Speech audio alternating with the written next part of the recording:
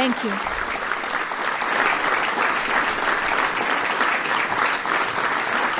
Thank you. Please sit down. Thank you.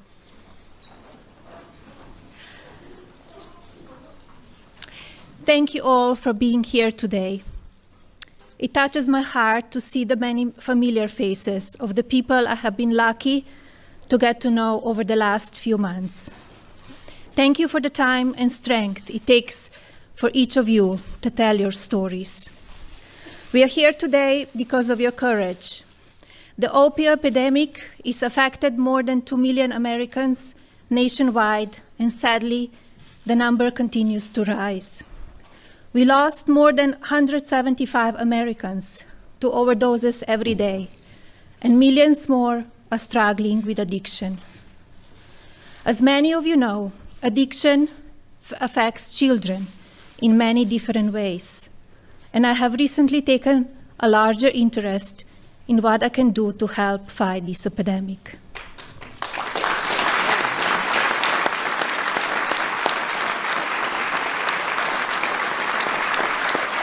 I have been participating in meetings and listening sessions, and I have been visiting with people who have been affected by this disease. I want to take a moment now to tell you what I have learned from the men and women on the front lines of this epidemic. Don Holman talked to me about his son Garrett, who took medication for ADHD and suffered from depression and anxiety. He explained that social media played a part in his son's erratic moods and behaviors. Garrett started to buy synthetic opioids online and self-medicated for his depression, passing away from an overdose just 8 days before his 21st birthday. Don Holman taught me that the stigma of drug addiction must be normalized, and talking about it is the only way to do that. Coach David McGee talked about his friend who became addicted after his pain medication were prescribed for sports injury. His friend died from an overdose, and through his tragic loss, Coach McGee taught me how important it is to educate kids, athletes, and parents, because his friend was not weak-minded. In fact, like so many of our kids today, he was competitive and strong-willed. Sabra Jean Collar, who is now in her 10th year of recovery, helped me learn that drug addiction is an effective disease, but with the proper support and medical attention, a person can move on to live a healthy and happy life. We are so proud of you for all that you have overcome, Sabra, and pray for you as you continue on this journey. Where are you, Sabra? Hello.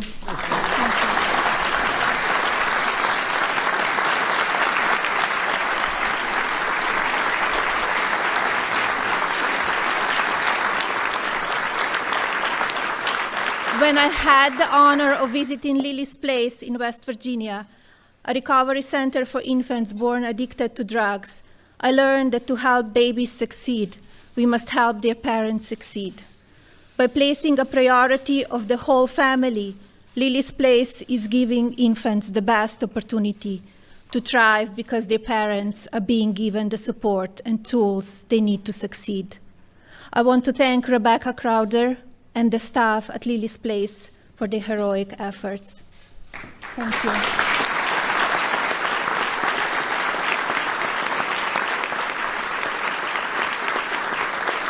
I have learned so much from those brave enough to talk about this epidemic, and I know there are many more stories to tell. But what I found to be the common theme with all of these stories is that this can happen to any of us. Drug addiction can take your friends, neighbors, or your family. No state has been spared, and no demographic has been untouched, which is why my husband and his administration has dedicated itself to combating this health crisis by using every resource available. I'm so proud to support him today as he sees this commitment through.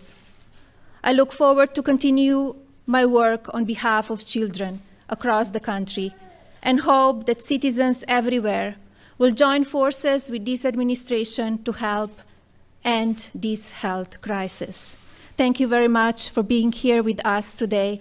God bless you all, and God bless the United States of America.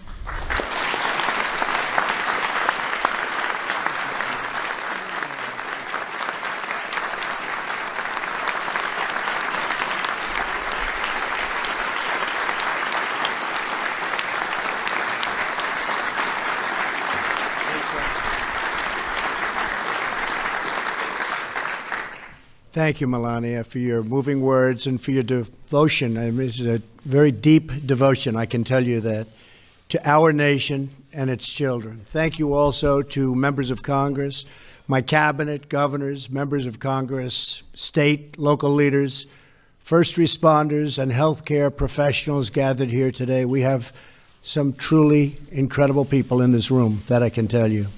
Most importantly, we acknowledge the families present who have lost a cherished loved one.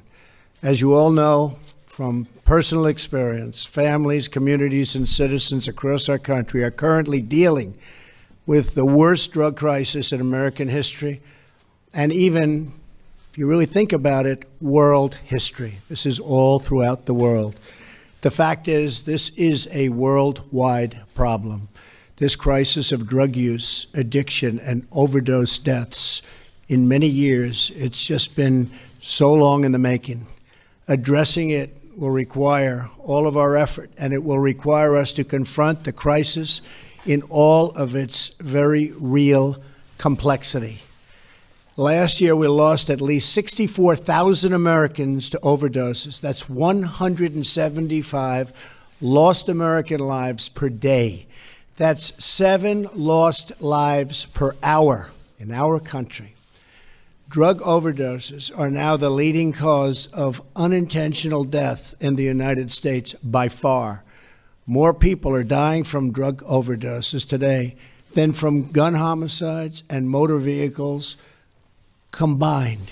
Think of it, motor vehicle crashes, gun homicides, more people by far from drug overdoses. These overdoses are driven by a massive increase in addiction to prescription painkillers, heroin, and other opioids. Last year, almost 1 million Americans used heroin, and more than 11 million abused prescription opioids. The United States is by far the largest consumer of these drugs, using more opioid pills per person than any other country by far in the world. Opioid overdose deaths have quadrupled since 1999 and now account for the majority of fatal drug overdoses. Who would have thought? No part of our society, not young or old, rich or poor, urban or rural, has been spared this plague of drug addiction and this horrible, horrible situation that's taken place with opioids. In West Virginia, a truly great state, great people, there is a hospital nursery where 1 in every 5 babies spends its first days in agony.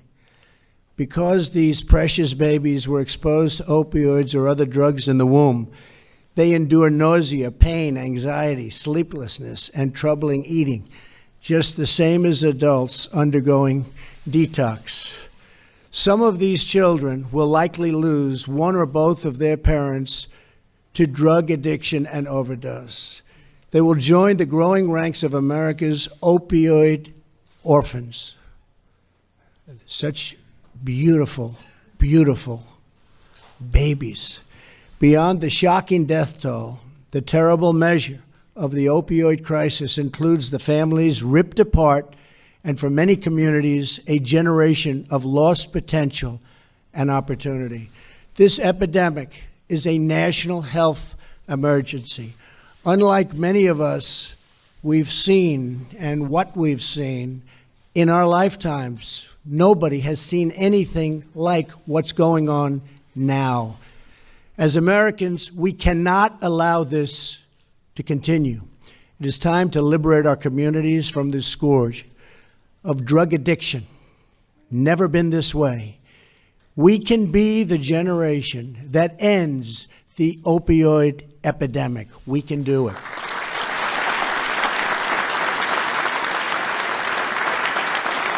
We can do it.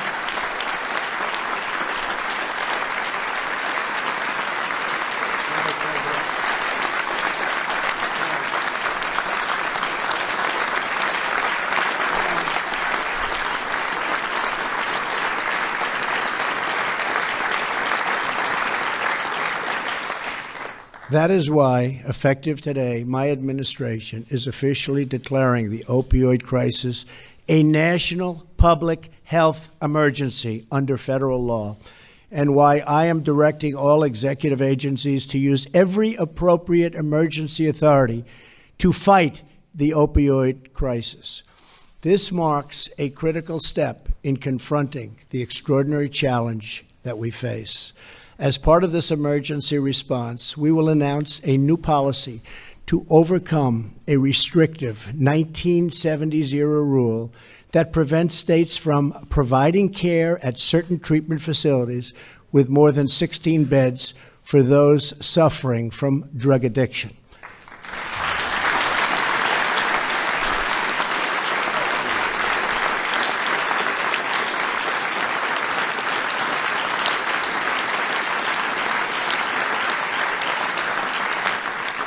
A number of states have reached out to us asking for relief, and you should expect to see approvals that will unlock treatment for people in need, and those approvals will come very, very fast, not like in the past, very, very quickly. Ending the epidemic will require mobilization of government, local communities, and private organizations. It will require the resolve of our entire country. The scale of this crisis of addiction is why, soon after coming into office, I convened a presidential commission headed by Governor Chris Christie that has consulted with experts across America to listen, to learn, and report back on potential solutions.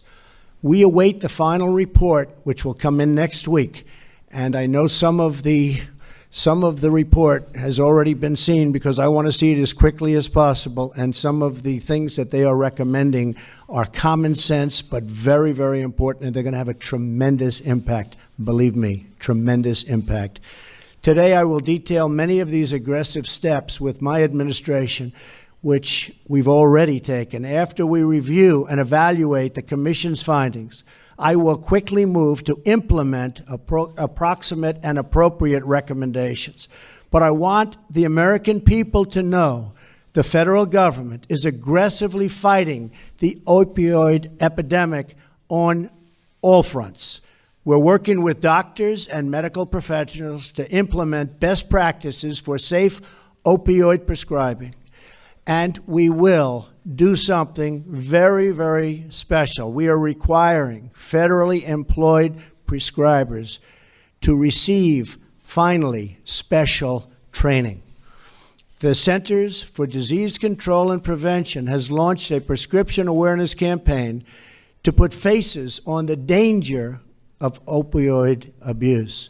I want to acknowledge CVS Caremark for announcing last month that it will limit certain first-time opioid prescriptions to 7-day supplies, among other important reforms, and I encourage other companies to do their part to help to stop this epidemic.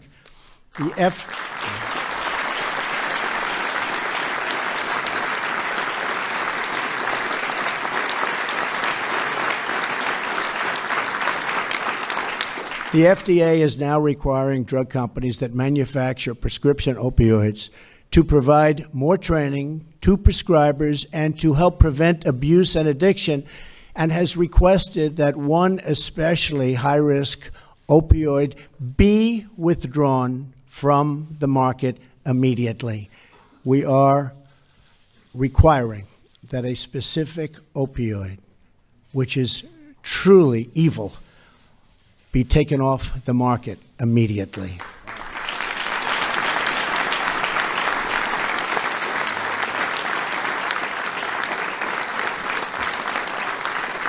The U.S. Postal Service and the Department of Homeland Security are strengthening the inspection of packages coming into our country to hold back the flood of cheap and deadly fentanyl, a synthetic opioid manufactured in China and 50 times stronger than heroin. And in 2 weeks, I will be in China with President Xi, and I will mention this as a top priority.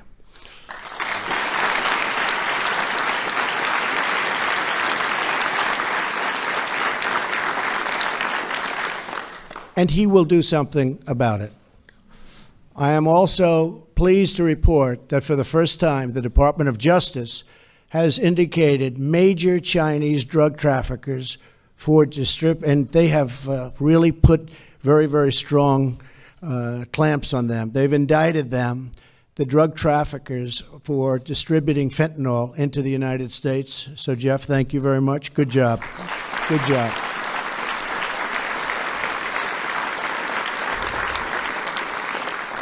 And they've been indicted, and we're not going to forget about them. Believe me, they are doing tremendous harm to our country.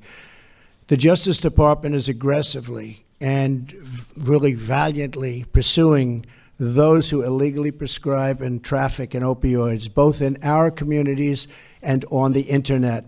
And I will be looking at the potential of the federal government bringing major lawsuits against bad actors.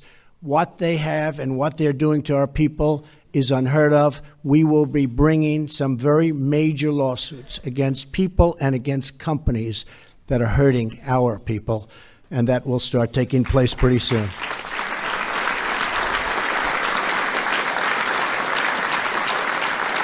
We're also supporting first responders and medical professionals access to the tools they need to prevent deaths through life-saving overdose medications.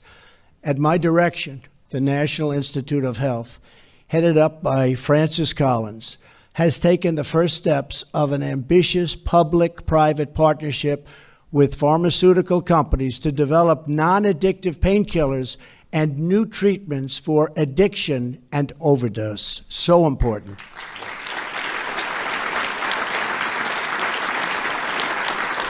I will be pushing the concept of non-addictive painkillers very, very hard. We have to come up with that solution. We give away billions and billions of dollars a year, and we're going to be spending lots of money on coming up with a non-addictive solution. We will be asking Dr. Collins and the NIH for substantial resources in the fight against drug addiction. One of the things our administration will be doing is a massive advertising campaign to get people, especially children, not to want to take drugs in the first place, because they will see the devastation and the ruination it causes to people and people's lives. Watch what happens if we do our jobs, how the number of drug users and the addicted will start to tumble downward over a period of years. It will be a beautiful thing to see. I learned myself. I had a brother, Fred, great guy, best looking guy, best personality, much better than mine. But he had a problem. He had a problem with alcohol. And he would tell me, don't drink, don't drink. He was substantially older, and I listened to him, and I respected, but he would constantly tell me, don't drink. He'd also add, don't smoke. But he would say it over and over and over again. And to this day, I've never had a drink. And I have no longing for it. I have no interest in it. To this day, I've never had a cigarette. Don't worry, those are only two of my good things. I don't want to tell you about the bad things. There's plenty of bad things, too. But he really helped me. I had somebody that guided me, and he had a very, very, very tough life because of alcohol. Believe me, very, very tough, tough life.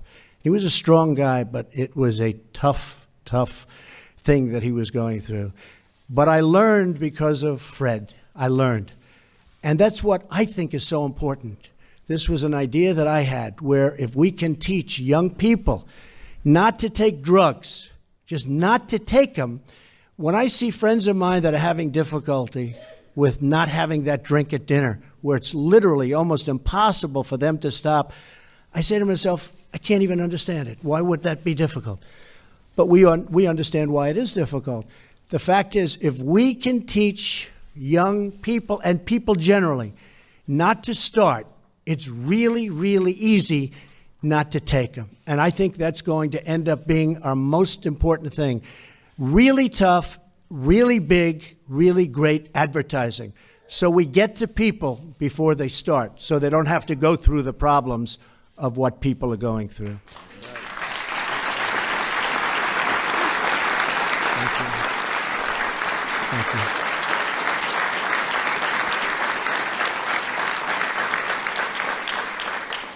you. We are already distributing nearly $1 billion in grants for addiction prevention and treatment, and over $50 million to support law enforcement programs that assist those facing prison and facing addiction. We have also launched an $81 million partnership to research better pain management techniques for our incredible veterans. And soon,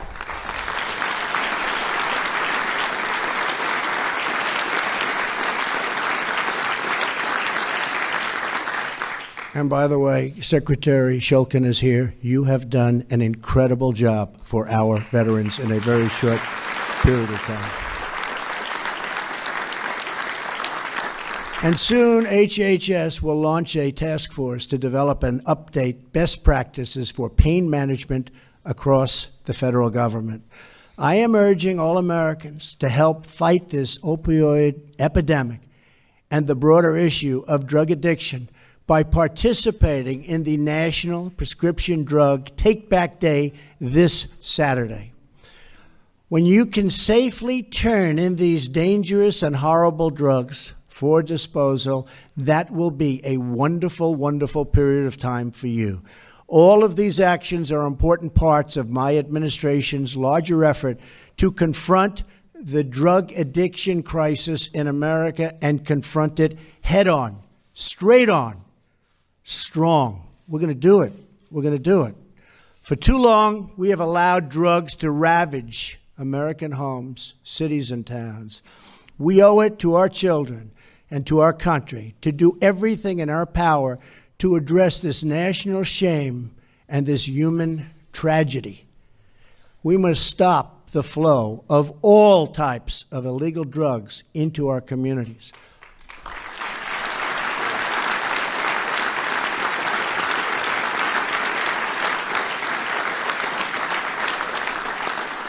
For too long, dangerous criminal cartels have been allowed to infiltrate and spread throughout our nation.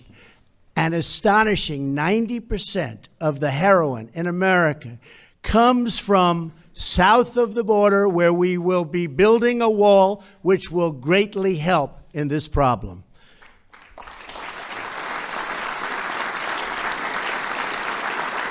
Will have a great impact. My administration is dedicated to enforcing our immigration laws, defending our maritime security, and securing our borders. We also have to work with other countries to stop these drugs where they originate. We have no choice. We have to work with others. We have to get together because they have similar problems to what we have. Some countries have bigger problems than we have. Whether that country is China, whether it's a country in Latin America, it makes no difference. We're going to be working with all of them. We're taking the fight directly to the criminals in places that they're producing this poison. Here in America, we are once again enforcing the law, breaking up gangs and distribution networks, and arresting criminals who peddle dangerous drugs to our youth. In addition, we understand the need to confront reality, right smack in the face, that millions of our fellow citizens are already addicted. That's the reality. We want them to get help they need. We have no choice but to help these people that are hooked and are suffering so they can recover and rebuild their lives with their families. We're committed to pursuing innovative approaches that have been proven to work, like drug courts. Our efforts will be based on sound metrics and guided by evidence and guided by results. This includes making addiction treatment available to those in prison and to help them eventually re-enter society as productive and law-abiding citizens. Finally, we must adopt the most common-sense solution of all to prevent our citizens from becoming addicted to drugs in the first place.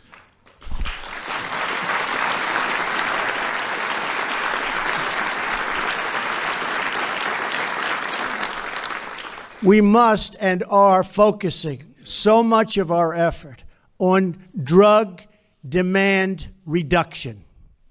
We must confront the culture of drug abuse head-on to reduce demand for dangerous narcotics. Every person who buys illicit drugs here in America should know that they are risking their futures, their families, and even their lives.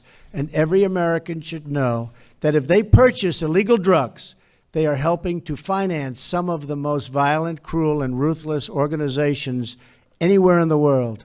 Illegal drug use is not a victimless crime. There is nothing admirable, positive, or socially desirable about it. There is nothing desirable about drugs. They're bad. We want the next generation of young Americans to know the blessings of a drug-free life. In this enormous struggle against drug addiction and opioid epidemic, it really is that. It is an epidemic. Our greatest hope is the same as it has always been. Through every trial America has encountered throughout our history, the spirit of our people and the strength of our character, we win. Each of us has a responsibility to this effort. We have a total responsibility to ourselves, to our family, to our country, including those who are struggling with this addiction. Each of us is responsible to look out for our loved ones, our communities, our children, our neighbors, and our own health. Almost every American has witnessed the horrors of addiction, whether it's through their own struggle or through the struggle of a friend, a coworker, a neighbor, or, frankly, a family member. Our current addiction crisis, and especially the epidemic of opioid deaths, will get worse before it gets better, but get better it will. It will take many years and even decades to address this scourge in our society, but we must start in earnest now to combat national health emergency. We are inspired by the stories of everyday heroes who pull their communities from the depths of despair through leadership and through love. Fire Chief Dan Goonan of New Hampshire, great state, runs a program, Safe Station, which allows drug-dependent residents to seek help at fire stations at any time. Jesse and Cindy Swafford of Dayton, Ohio, have provided a loving, stable home to children affected by the opioid crisis. I am calling on every American to join the ranks of guardian angels like Chief Noonan and the Swaffords, who help lift up the people of our great nation. Together, we will care for our citizens, our children, and our orphans, and you know what I'm going to say, our foster youth. So many, but we're going to lift them up and we're going to take care of them. We will work to strengthen vulnerable families and communities, and we will help to build and grow a stronger, healthier, and drug-free society. Together, we will face this challenge as a national family with conviction, with unity, and with a commitment to love and support our neighbors in times of dire need. Working together, we will defeat this opioid epidemic. It will be defeated. We will free our nation from the terrible affliction of drug abuse, And yes, we will overcome addiction in America. We are going to overcome addiction in America. We have fought and won many battles and many wars before, and we will win again. Thank you, God bless you, and God bless America. Thank you.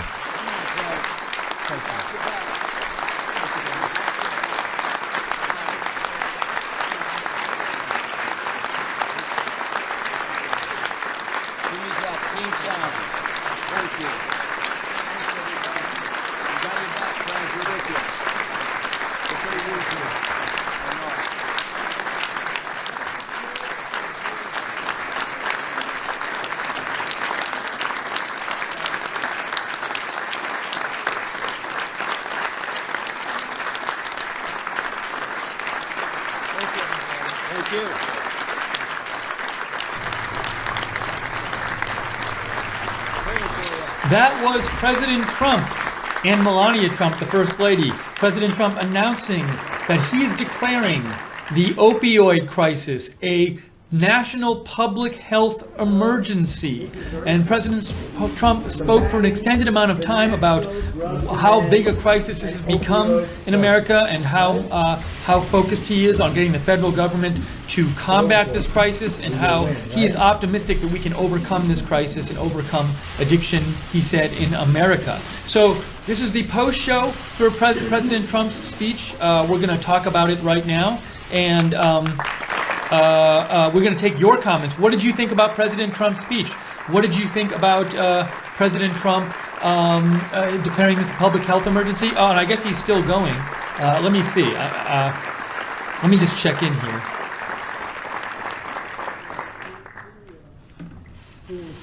I think we still might be on.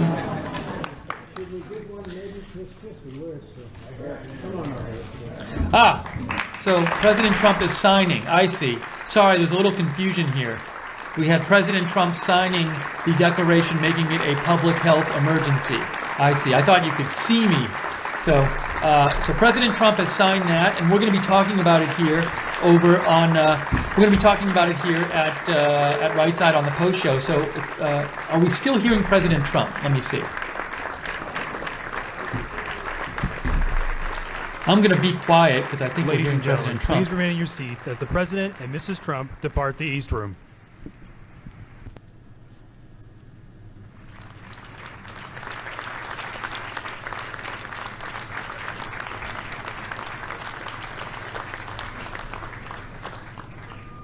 Okay, so here we go. All right, so this is the post show.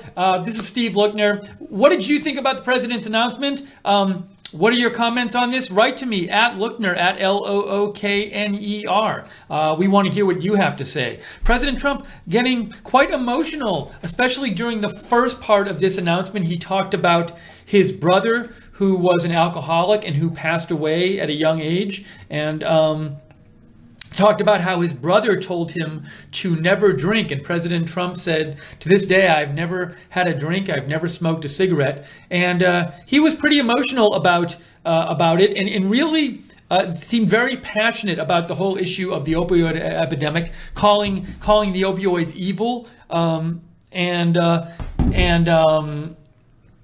And so it was quite interesting to see how passionate President Trump got about this. And I want to also show you, it was interesting. I was looking over my Twitter feed here, and I want to show you a tweet from David Axelrod, who certainly is not supportive of President Trump most of the time. But David Axelrod said this, and I noticed this. He said, the president's unscripted comments at the opioid event about his brother's battle with alcoholism is the most connecting riff I've ever heard from him. So President Trump did seem to be genuinely emotional about this issue, as did Melania Trump. And it was interesting to see. So we'd love to hear your comments on it. This is Right Side Broadcasting. And I just want to say a quick thanks. Richard Aarons just made a donation. Now, Richard's comment was, liberalism is a mental disorder and needs the same attention as opioids, MAGA, and Washington State. For those of you who haven't watched Right Side Broadcasting, we let you write in. We give you a forum to say what you want on the air as long as it's clean. We're agenda free here. We're not trying to push an agenda on you. And thank you. Chris Douglas made a donation and says, Proudest I've been of our president since November 8th. Thank you, Chris, and thank you, Richard. We are viewer supported here, so if you like our coverage, if you like having an alternative to the mainstream media, your donations are what keeps us on the air. So if you'd like to donate, you can go to the bottom of the YouTube chat, and at the bottom of the YouTube chat, there's a little dollar sign there. You can click on the dollar sign, or you can go to rsbn.tv/donate. rsbn.tv/donate. And thank you to the moderators in the YouTube chat and on our website for moderating our chats today. So let me know what you thought about the president's speech about his declaring the opioid crisis a national public health emergency. That's different from a national emergency. A national emergency would, as my basic understanding of this, is that the national emergency would provide new funds and also provide funds from FEMA, the FEMA budget, whereas this, declaring it a public health emergency, doesn't provide new funding. It allows for the shifting of existing funding to help deal with the opioid crisis. Also, I believe it allows for measures like allowing people in remote areas to do like tele-doctor consulting, teleconsulting with specialists about their addictions. So it does allow some measures to help people suffering from this opioid crisis, but it's different from a national emergency. President Trump did say that next week, his commission, which he appointed, I think back in March, on the opioid crisis, would be giving its final report and its final recommendations. Chris Christie was appointed to head that commission. Earlier, that commission had recommended declaring this a national emergency. I had read that some people did not want to declare this a national emergency because they were worried it was a bit too much of an open-ended funding commitment. And also, remember, if President Trump declares this a national emergency, that money will come from FEMA to help deal with it. But I saw someone say that they didn't want President Trump to declare it a national emergency because it might keep FEMA from giving money to deal with the hurricane damage that happened over the last few months. Something I wonder is this. I wonder, because the president had said earlier this year that he was intending on declaring this a national emergency. I wonder if, because of the unanticipated huge hurricane damage, which FEMA has been dealing with in Houston and Puerto Rico and elsewhere, did that affect the president's choice to make this a public health emergency and not a national emergency? Because again, if it's a national emergency, that provides new money, but that money, at least some of it, comes from FEMA. So I don't know about this. I'll have to do some more research on this. But let me know what you think about all of this. Write to me on Twitter at Lookner, at Lookner. Oh, and one other thing I want to say before I take your comments is I did notice that a story that said stock prices for pharmacy companies were dropping steeply during the president's speech. So let me show you that real quick. So Breaking 911 said, according to Reuters, shares of CVS Health, Walgreens, McKesson, and others decline as Trump addresses opioid crisis. And I actually posted a screenshot of the CVS stock price, which was, oops, let me go back here. That was the CVS stock price during the speech. That's just the one-day chart. You can see right as he started talking, their price started going down. Let me see if I can find the Walgreens stock price too. It was the exact same thing. So that was kind of interesting. Yeah, and there's the Walgreens chart from today. So, and I was trying to think to myself, like, why were these stocks going down specifically? And, obviously these pharmacies prescribe opioids, but was there anything specific in what President Trump said that specifically made the stocks go down? He did say that they were going to take one opioid off the market. He did say that, I think he was talking about having increasing training for people who prescribe these opioids. Anyway, so I'm not sure which specific thing, if any, he said that resulted in these stocks going down today. But it was interesting to see that really right as he started speaking, you can see that the downturn happens around 2:15 when he starts speaking. So that was interesting. Anyways, let's talk. How did that get up there? Why is that there? Why is that picture there? That doesn't make any sense. Oh, I know what happened. Let me get rid of that. Sorry. Anyways, I know what just happened. Sorry that stock chart was over my shoulder. It was a little mistake I made. Let's read some of your comments about this speech today. Wholesome Soya said, in response to the news that CVS stock price dropped during the president's speech, Wholesome Soya said, WTF, I love Trump now. Sharon writes in, I think the president and the first lady gave a wonderful talk. Something should have been done many years ago. And, well, now it couldn't be done too many years ago because this is the opioid crisis is somewhat recent, but I think you're saying that that you would have liked to have seen more action earlier on this crisis. Thank you, Sharon, for writing in. Joshua Brown says, F anyone who profits from opioids. And somebody else wrote, Epifania M. Marasiga said, CVS sells opioids. Well, so opioids are a prescription drug. They were around to deal with pain before the epidemic started, and there are uses of them that are medically prescribed and are not, recreational drug uses. So they started out as a medically prescribed pain reliever, but the problem is that they're very easily abused, and a lot of people started abusing them. Marcus Walker said, one word really stood out: illegal, a key word for the drug companies.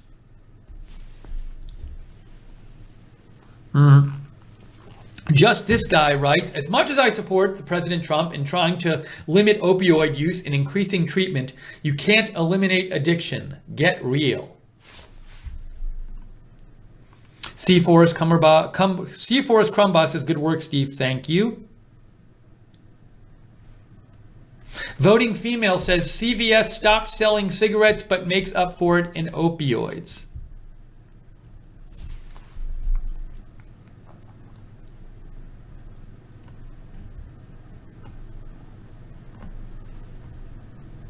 Morning in America says, destroy Big Pharma, Mr. Trump.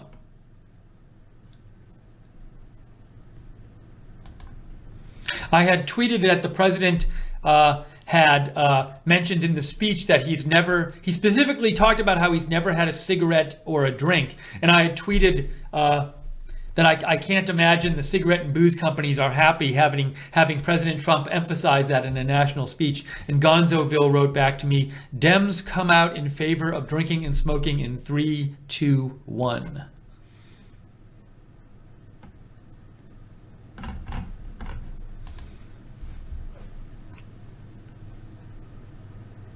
Reagan Better says, Governor Chris Christie's first appearance at the White House. Is this something for New Jersey?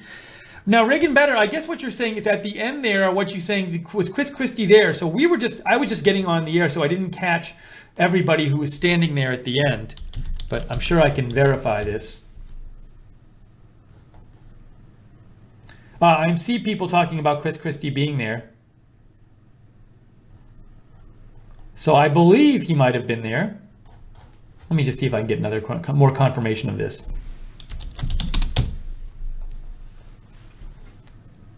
Chris Christie was there. There's a picture of him. Now you're saying, Reagan Better, this was his first appearance at the White House. I can't confirm that. I don't know. Some other pictures of Chris Christie there. From Kyle Mazza.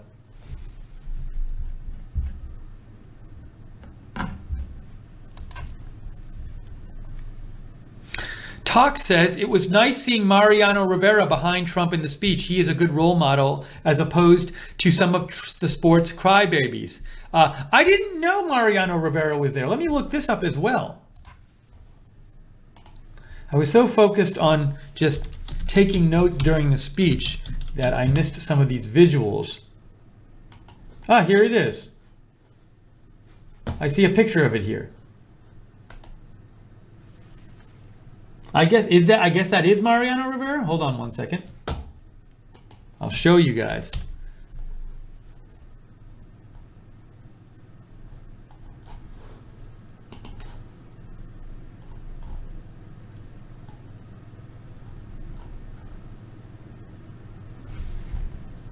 Here's a picture. So people are saying this was Mariano Rivera. I haven't confirmed it. It looks just like him, so I would say he's there. Oh yeah, and somebody named Dan Thorne says he's a reporter for CBS News Station. I don't know where. In West Virginia, maybe? He says that's Mariano Rivera. There's Mariano. There's another one. Interesting. Thanks for letting me know about that. Sentinel says, we don't need another drug war. We need access to treatment and we need people's lives to get better. Prosperity will help.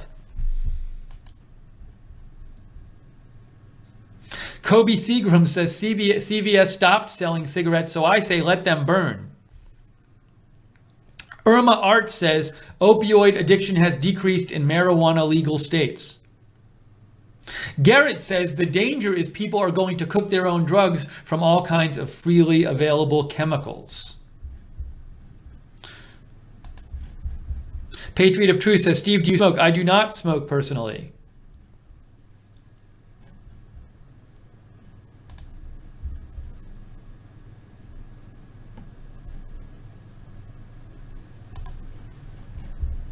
So we are talking about the president's announcement today that he is declaring a public health emergency over the opioid crisis. I just want to talk, this is Right Side Broadcasting. I hope you're enjoying the coverage. Thank you again to the moderators for moderating the chat rooms today. In the YouTube, we got Barbara Braley and Real Frank and Webster and JC and on the website, I believe we have Common Sense and Glenn O.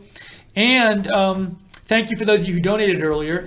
We are viewer supported, so if you like our coverage, please consider donating. Even the small donations really help us. That's how we stay on the air. That's how we pay our bills, is your donations. So if you'd like to donate, you can go to the bottom of the YouTube chat and click on the $ at the bottom of the YouTube chat, or go to rsbn.tv/donate, rsbn.tv/donate. We often say if everybody who watched these broadcasts gave $1, we'd be set. We'd never have to ask for donations again.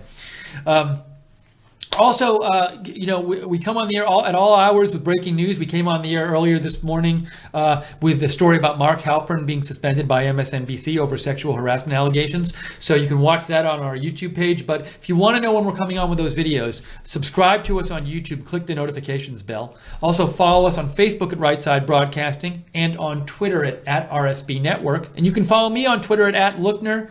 I cover breaking news stuff all the time on my Twitter.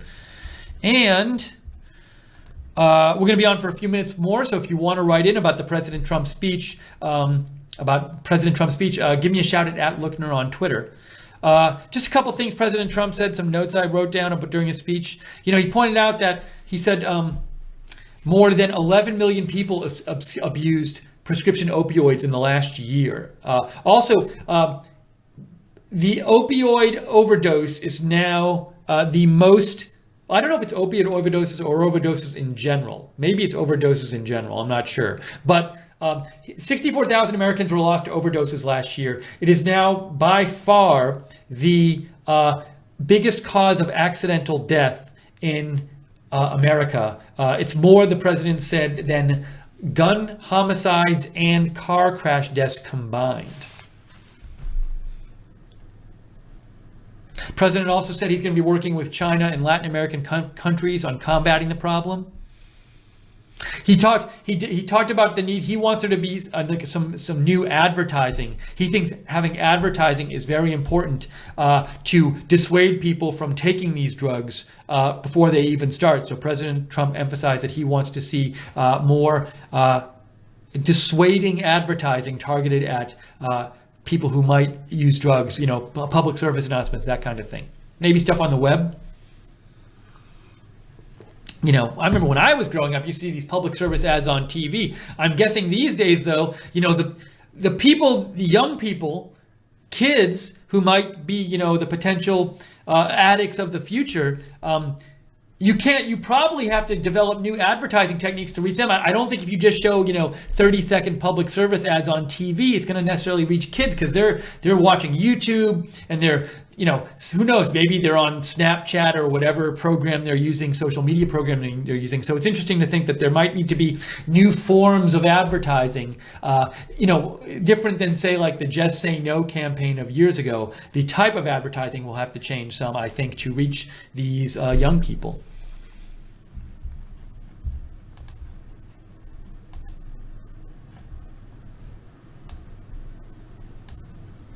Patriot of Truth says, I'm smoking and I really want to stop because of this Donald speech.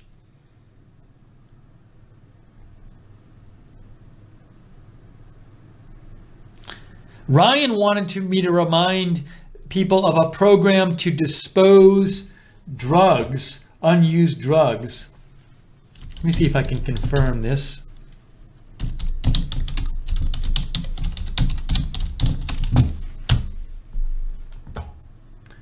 Oh, it's National Prescription Drug Take-Back Day. So Ryan reminds us of this. National Prescription Drug Take-Back Day. It says, aims to provide a safe, convenient, and responsible means of disposing of prescription drugs while also educating the general public about the potential for abuse in medications. You can locate a collection site near you where they'll take back your unused or expired medication for safe disposal. That's Saturday, October 28th from 10 a.m. to 2 p.m.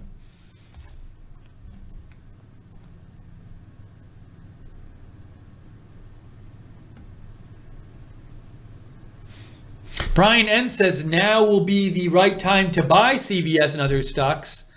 Oh no, Trump dumped the stock market after performing so well. So I don't think the whole stock market went down on his speech. I think just those pharmacy stocks went down. But you're saying that you think, Brian, would be the right time to buy them now. Perhaps. Just this guy says, President Trump needs to push a physical fitness platform like Reagan did. Might be harder for him unless he loses some weight first.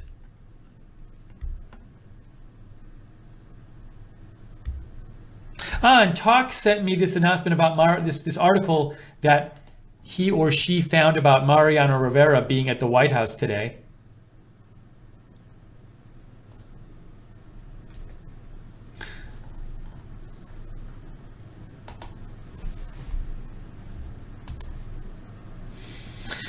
Talk says it is him. He's part of Trump's opioid listening group.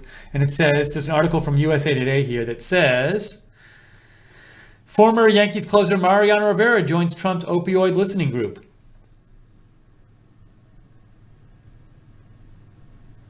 It says Rivera is a philanthropist these days and leads the Mariano Rivera Foundation, which supports community-based organizations.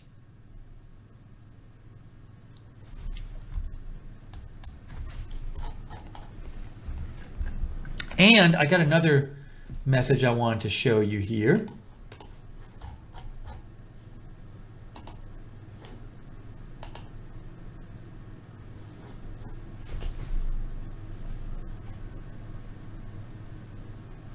This is interesting. So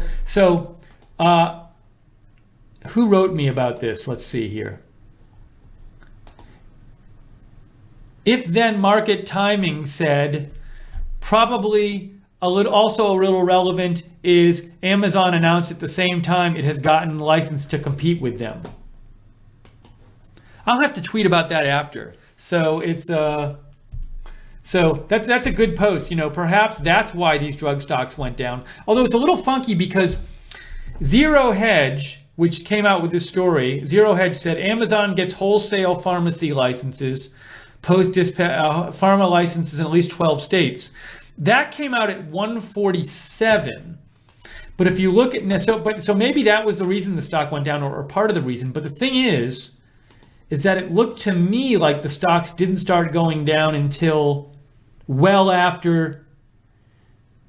So that's CVS there, and that stock doesn't start going down until 2:30 or so. So you'd think if it was just the Amazon news that sent the stock down, it would go down earlier because Zero Hedge posted that story at 1:47 p.m. So I don't know. Good question. I'll have to do some research.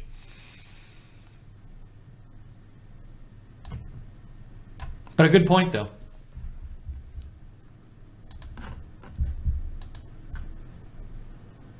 Andy T says, if you can't quit smoking, vape makes quitting easy. No, you're not. I don't smoke. You're not telling me, but you're saying for general for the viewers.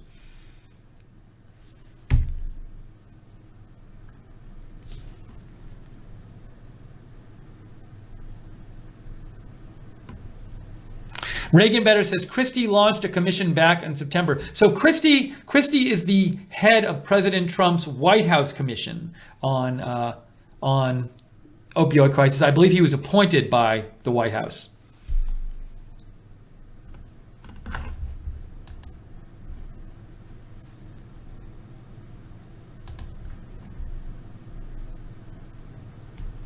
And I had mentioned before, the thing you sent me, Reagan Better, I'd mentioned before how the White House Commission had recommended a while back that President Trump declare this a national emergency, not just a public health emergency. But I talked about why some people think it might have been better to declare it a public health emergency rather than a national emergency. I'm sure there'll be more debate about that. But President Trump did say the final report from the commission would be coming next week.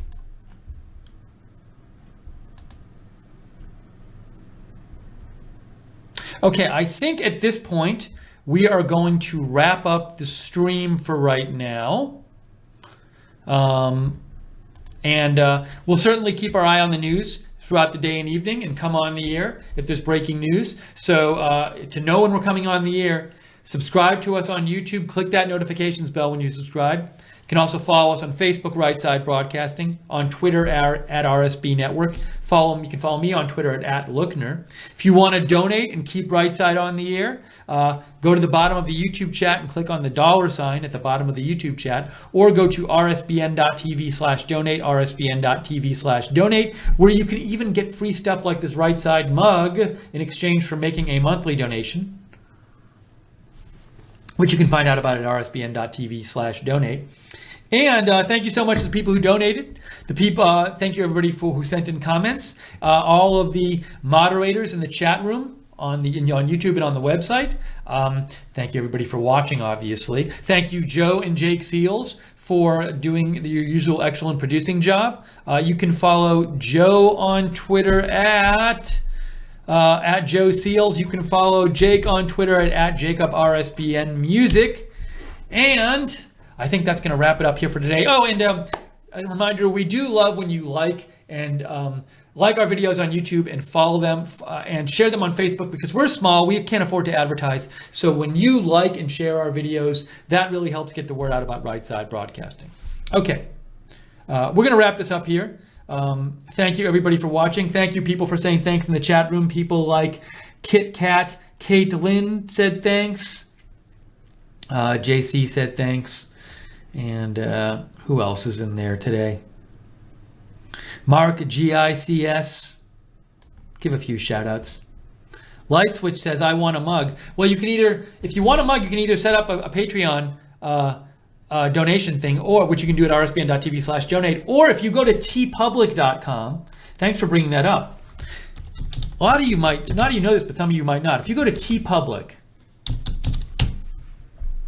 so check this out. I go to tpublic here, tpublic.com, and I click on it, and I'm going to search for RSBN. Oh, look what happens. And I can find Right Side Broadcasting gear. And I can find all kinds of t-shirts and all kinds of colors. I personally like the extra soft model. And if you go down here, you can find a mug, and a pillow, and a tote, and a notebook, and wall art, and a sticker, kids hoodie. If you want to know about any specific items, I think some of the moderators, like JC, you have some of this stuff, right? So you can always ask the moderators and say, hey, do you have the tote? How is it? Or do you have the mug? How is it? They can probably give you more of a heads up. But that's at tpublic. You can find that stuff there. Thanks for bringing that up. All right, I was about to say goodbye, but I just want to make sure I've caught up to your messages here.